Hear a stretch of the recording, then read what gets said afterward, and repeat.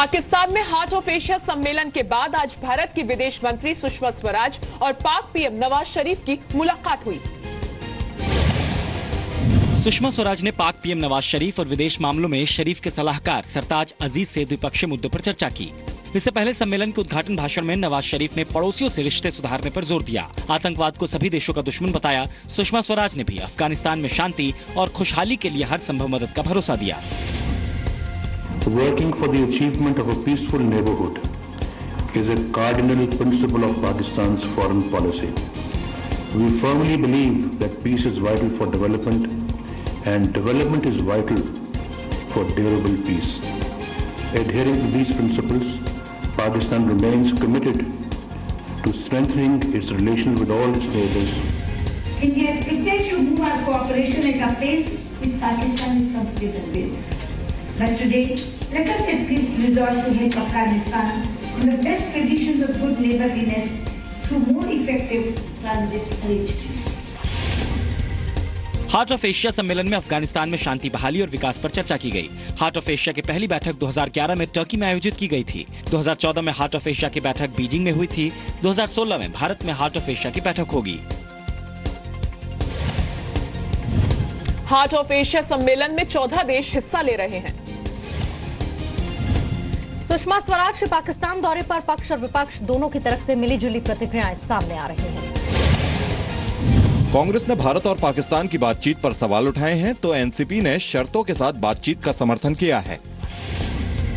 जब वो वापस लौटती हैं तो तब हमें कुछ पता लगेगा कि नई पहल है या नहीं। यहाँ तक कि हमारे साथ टेबल पर बैठ के बात करने की बात है, चाहे हमारे प्रधानमंत्री से हो, हमारे विदेश मंत्री से हो, वहाँ पर हमारा पहला मुद्दा आतंकवाद होगा।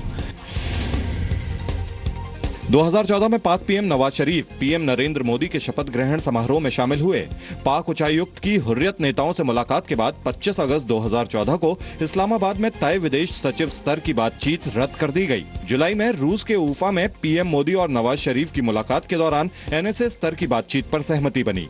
कश्मीर पर चर्चा और भारत से पहले हुर्रियत से बातचीत की जिद के बाद पाकिस्तान ने एनएसए लेवल की बातचीत रद्द की। 6 दिसंबर को थाईलैंड की राजधानी बैंकॉक में भारत पाक के बीच एनएसए स्तर की बातचीत हुई। बैंकॉक में एनएसए स्तर की बातचीत के बाद दोनों देशों ने साझा बयान जारी कर बातचीत जारी रखने पर सहमति जताई थी। नेशनल हेराल्ड केस को लेकर संसद के दोनों सदनों में कांग्रेस ने काफी हंगामा किया। कांग्रेस उपाध्यक्ष राहुल गांधी ने एक बार फिर नेशनल हेराल्ड मामले को राजनीतिक बदला करार दिया। 100% political vendetta, pure political vendetta coming out of the PM office. Lok Sabha में कांग्रेस के नेता मल्लिकार्जुन खड़गे ने देश में पक्ष और विपक्ष के लिए 2 अलग-अलग कानून होने का दावा किया। संसदीय कार्य मंत्री वेंकैया नायडू ने जवाब दिया। मैडम, इस देश में 2 कानून हैं। जी। एक कानून विपक्ष के लिए और एक कानून इस देश के सरकार के लिए। ये लोग कोर्ट का आदेश को पालन नहीं करना चाहते। यहाँ पार्लियामेंट के द्वारा जुडिशरी को धमकी दे रहे। लोकसभा स्पीकर सुमित्रा महाजन ने भी कांग्रेस के रुख पर सवाल उठाए।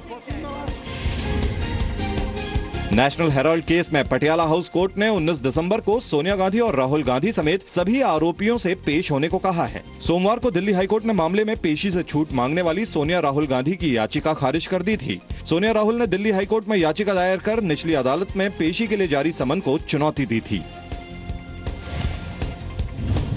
बीजेपी नेता सुब्रमण्यम स्वामी ने याचिका दायर कर सोनिया राहुल गांधी समेत 5 लोगों पर धोखाधड़ी का आरोप लगाया है। नेशनल हेराल्ड केस पर कांग्रेस के विरोध का जीएसटी बिल से कनेक्शन सामने आया है। बीजेपी ने कांग्रेस पर सदन की कार्रवाई रोककर जीएसटी समेत कई अहम बिलों को पारित करने से रोकने का आरोप लगाया तो कांग्रेस ने जीएसटी पर विरोध की वजह बताई। पूरे सदन को चलाने का निर्णय कांग्रेस पार्टी ने लिया था और सब कानून पास करने के लिए, लेकिन हम आरोपी ठहराते हैं सरकार को, रूलिंग पार्टी को। दूसरा डायरेक्टर लगा दिया, एनफोर्समेंट डायरेक्टर, और उस एनफोर्समेंट नए डायरेक्टर ने तुरंत इस केस को रीओपन किया। 10, 15, 20 लोग वेल में आके हंगामा करना और कहना तानाशाही नहीं चलेगा। तानाशाही वही लोग कर रहे। पीएमओ कोऑर्डिनेट कर रहा है इस डिपार्टमेंट को इसलिए हमने आपत्ति की है। प्रवर्तन निदेशालय के पूर्व डायरेक्टर राजन कटोच ने नेशनल हेराल्ड केस में सोनिया राहुल को क्लीन चिट देते हुए जांच बंद करने को कहा। बीजेपी नेता सुब्रमण्यम स्वामी ने प्रधानमंत्री नरेंद्र मोदी से मामले की शिकायत की। स्वामी ने तत्कालीन ईडी प्रमुख राजन कटोच और कुछ अधिकारियों पर सोनिया और राहुल को बचाने का गंभीर आरोप लगाया। इसके बाद अचानक राजन कटोच को हटाकर करनैल सिंह को ईडी का डायरेक्टर बना दिया गया। प्रवर्तन निदेशालय ने नेशनल हेराल्ड केस की जांच दोबारा शुरू करने का ऐलान किया। हालांकि बीजेपी हमेशा ये दावा करती रही कि केस की जांच कभी बंद नहीं की गई थी। संसद के बाहर भी नेशनल हेराल्ड केस को लेकर कांग्रेस का हमला जारी रहा, तो सरकार ने भी उसी अंदाज में जवाब दिया। कांग्रेस के हंगामे के बाद आज भी लोकसभा और राज्यसभा की कार्रवाई बार बार स्थगित करनी पड़ी। कांग्रेस ने मोदी सरकार पर तानाशाही का आरोप लगाया। कोई अकेला एक मामला नहीं है जो लगातार ये अटैक किया जा रहा है सीनियर लीडरशिप के। सुब्रमण्यम स्वामी जी उनके नेता हैं और सरकार के इशारे पे ये सारी बातें हो रही है। सरकार ने कांग्रेस को बहस की चुनौती दी। एनसीपी ने कोर्ट के फैसले का सम्मान करने की नसीहत दी। जो आरोप उन पर और उनकी माताश्री पर है उसके बारे में सदन तो चलने दे नहीं रहे हैं, लेकिन सदन में आके खड़ा होकर के इस बात को रखने की भी ताकत नहीं रखते। हाईकोर्ट के फैसले का पूरी तरह से एहतराम होना चाहिए। 23 नवंबर 2010 को गांधी परिवार के करीबियों ने यंग इंडियन नाम की एक कंपनी बनाई। यंग इंडियन में सोनिया गांधी और राहुल गांधी के 38% शेयर हैं। यंग इंडियन कंपनी ने एसोसिएटेड जर्नल्स लिमिटेड का अधिग्रहण करने का फैसला किया। यंग इंडियन ने अधिग्रहण के बदले देनदारी उतारने की जिम्मेदारी ली। कांग्रेस ने एजेएल को 90 करोड़ रुपए का बिना ब्याज का कर्ज भी दे दिया। सोनिया राहुल गांधी समेत सभी आरोपियों पर 90 करोड़ के लोन के बदले एसोसिएटेड जर्नल्स की करीब 5,000 करोड़ की प्रॉपर्टी हड़पने का आरोप है। राहुल गांधी और पूर्व केंद्रीय मंत्री नारायण सामी की एक तस्वीर ने उन्हें विवादों में लाकर खड़ा कर दिया है। ये वीडियो पुडुचेरी का है। राहुल गांधी बाढ़ प्रभावित इलाकों का जायजा लेने वहां पहुंचे थे। राहुल ने एक इलाके में भरे पानी को पार करने के लिए अपने जूते उतारे तो नारायण सामी ने उन्हें अपनी चप्पल पहनने का ऑफर दिया।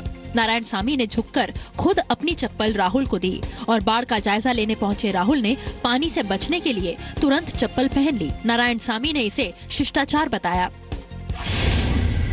मुझे बहुत गौरव है, हमारा लीडर को हमारा प्रदेश आने के समय में उनको सेफली वापस भेजा।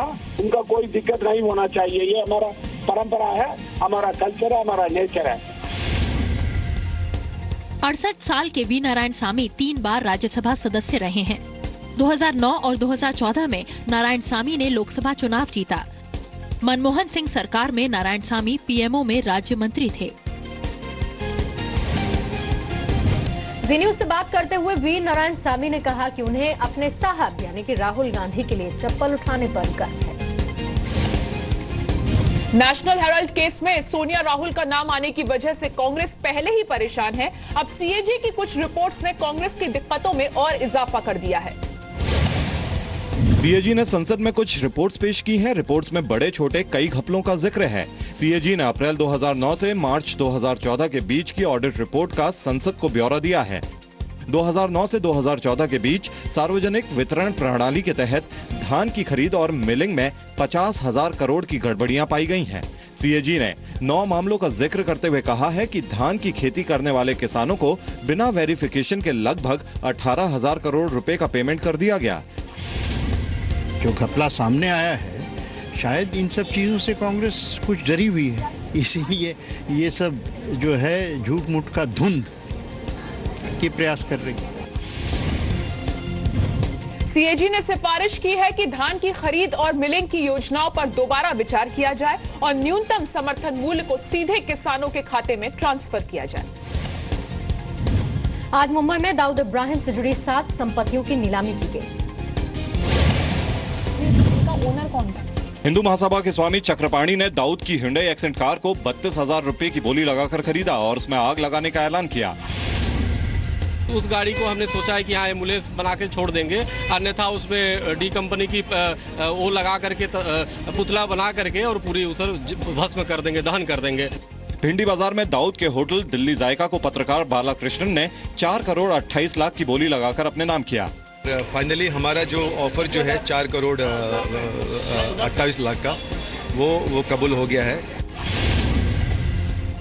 दाऊद का होटल दिल्ली जायका पहले रौनक अफरोज नाम से जाना जाता था।